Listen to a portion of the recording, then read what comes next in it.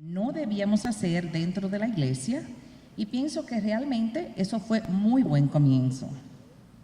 Hace 15 años, y de una manera muy providencial, Dios puso en nuestras manos el libro The True Woman, que es en español La Mujer Verdadera. Este libro no está en español, pero es un libro de Susan Hunt. Ese libro Dios lo puso en mis manos de una manera bien providencial. Este libro revolucionó nuestras vidas y el enfoque de nuestro ministerio como mujeres. No porque hubiese nueva doctrina en él, ya que todo su contenido era consistente con las verdades que amábamos y en las cuales habíamos sido enseñadas por nuestros pastores, sino porque era la primera vez que veíamos esas verdades y esas doctrinas aplicadas a nosotras como mujeres, y vimos las implicaciones prácticas que éstas tenían para la vida y el ministerio de la iglesia local. Estas enseñanzas no socavaban el liderazgo masculino de la iglesia, sino que más bien lo complementaban. Las esposas de los pastores, eran 6 pastores en ese momento, nos reunimos y estudiamos el libro, La Mujer Verdadera, y al mismo tiempo, mientras íbamos estudiando el libro, cuando llegábamos a nuestras casas, compartíamos con nuestros esposos lo que estábamos leyendo. Luego que terminamos ese libro, estudiamos otro libro de Susan que se llama El liderazgo de la mujer en la iglesia, luego estudiamos Madres Espirituales y luego estudiamos El legado de la feminidad bíblica, todos estos libros de Susan.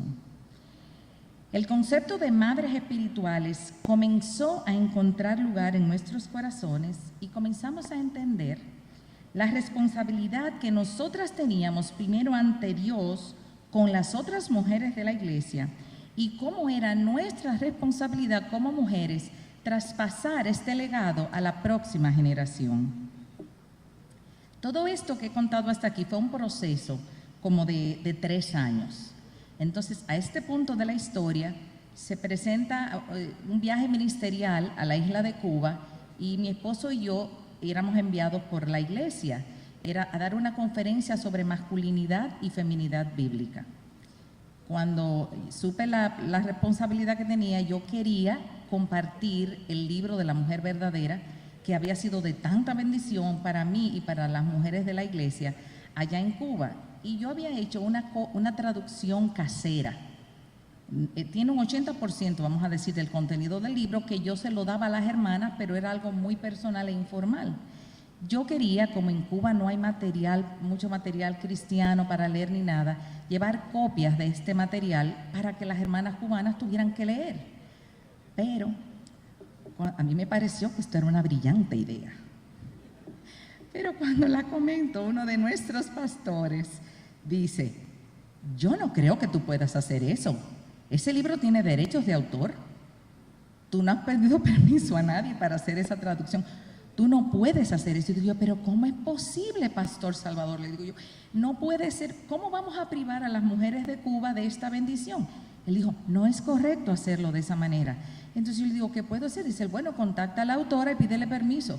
Imagínense, eso es como decirme, eso no puede ser, eso es un imposible. Yo le digo, pero yo no conozco a esa señora, yo no sé dónde vive, yo no sé cómo comunicarme con ella. Usted lo que me está diciendo que yo no puedo llevar el libro. Entonces él me dijo, bueno, googlealo. Yo no sé si se dice googlear aquí. Ponlo en Google. Pon el nombre Susan Hunt en Google y a ver cómo te puedes comunicar con ella. Ya ustedes se pueden imaginar. Ahí es cuando entra esa rebelión que hay en uno, que uno dice, ay, los hombres siempre como deteniendo las buenas ideas, porque la bendición es mayor de, oye, eso, una persona que yo no conozco. Sin embargo, yo quiero llamar la atención a lo importante que es obedecer al esquema de autoridad masculina, porque Dios bendice, aun cuando no lo entendamos. Si no hubiese obedecido yo, esa bendición se queda ahí, pero miren todo lo que pasó después de eso. Yo pongo Susan Hunt en Google, me sale una pequeña información de ella y un correo electrónico. Decido escribir una carta a la autora de los libros, pero para ser honesta y sincera con ustedes, yo no tenía ninguna esperanza de que ella me respondiera. Piénselo. A ver cuánta gente no le escribirá una carta a un autor de un libro, ni que quisieran pueden responder. Además, ¿cómo estaría cómo contestaría ella a personas que no conocía en una isla perdida en el Caribe. Pero para nuestra sorpresa, ella no solo respondió, sino que ha estado dispuesta a ser una madre espiritual para nosotras, y no solo a través de sus libros, sino que ella ha estado tomando tiempo para leer y responder todos nuestros correos, y esta es una relación que se ha mantenido por más de 12 años. A mí me parece increíble lo que está pasando hoy, que ella y yo estamos aquí juntas.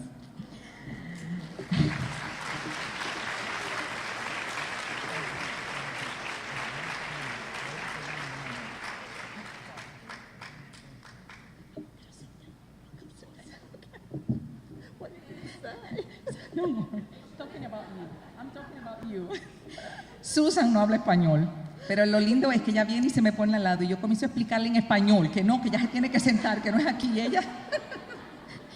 y ella completamente perdida. I'm so sorry. Comenzamos entonces, al nuestras mentes ser iluminadas, todas estas ideas comenzaron a pesar en nuestros corazones. Recuerdo que en este momento fuimos a una conferencia que Susan nos invitó en Chicago, y Patricia, yo y unas hermanas más teníamos muchas preguntas en la cabeza, pero ¿cómo lo hacemos? ¿Cómo comenzamos un ministerio de mujeres? Ya tenemos toda esta información, pero ¿cómo se ponen las piezas juntas? Ella nos dio recomendaciones y nos dijo, tiene que hablar con sus pastores, tienes que presentarle todo el plan, y si ellos aprueban, comienzan. Y nosotras dijimos, ¿y si ellos no nos aprueban? Ella dijo, pues no comienzan nada. Cuando sea el momento preciso, Dios inclinará el corazón de sus pastores para que ustedes sigan adelante. Entonces, nos reunimos con los pastores de nuestra iglesia. Cuando llegamos a nuestro país, les presentamos los fundamentos bíblicos para un ministerio de mujeres y sus implicaciones prácticas, y a la vez le presentamos con un plan de trabajo, el cual ellos aprobaron.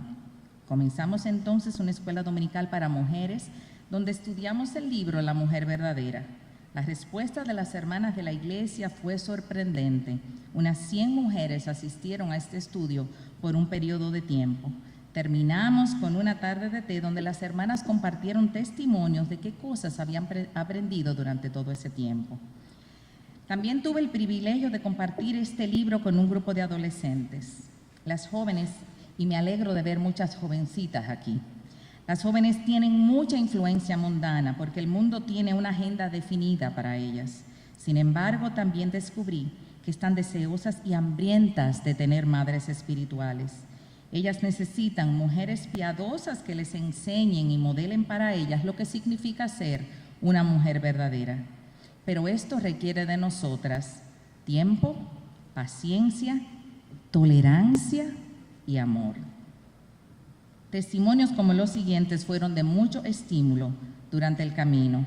Una jovencita compartió este testimonio al final del estudio y decía, ahora comprendo que debo cultivar la domesticidad en mi vida, porque haciendo esto también glorifico a Dios. Otra compartió, ahora comprendo que no debo esperar a ser adulta para desarrollar las virtudes de piedad, pureza, domesticidad y sumisión en mi vida, que son 4 virtudes que se estudian en el libro. Y otra comentó que me encanta este testimonio. Ella dijo, nunca me ha gustado fregar ni hacer oficios en la casa, pero ahora mi familia está sorprendida. No es que ahora me guste hacerlo, pero es que lo hago con una actitud diferente al entender que glorifico a Dios aún por medio de estas cosas. Por otro lado, Dios también me ha concedido el privilegio de compartir estas verdades con mujeres no creyentes que tienen ideas bien distorsionadas de feminidad. Es impresionante ver cómo ellas son impactadas por el Evangelio y por los principios de feminidad bíblica. Cuando ellas comienzan a entender la belleza de nuestro diseño, que no somos inferior a los hombres, pero sí diferentes. Cuando descubren que en el diseño divino, el hombre y la mujer se complementan el uno al otro de una manera perfecta, sus corazones anhelan conocer más de Dios y de su palabra. O sea que aún estas verdades han tenido un impacto evangelístico muy grande en mujeres no creyentes. Hace unos años atrás, nuestra iglesia no tenía ministerio de mujeres. Hoy tenemos un ministerio de mujeres y aunque tenemos mucho que recorrer, damos gloria a Dios por las bendiciones ya recibidas, de las que Patricia les hablará más adelante. Las mujeres cristianas no estamos llamadas a ocupar el lugar que Dios ha designado para el liderazgo masculino, pero sí estamos llamadas a vivir y modelar nuestro rol como complemento en el hogar y en la iglesia. Si nosotras no hacemos nuestra labor, ¿quién entonces llenará este vacío?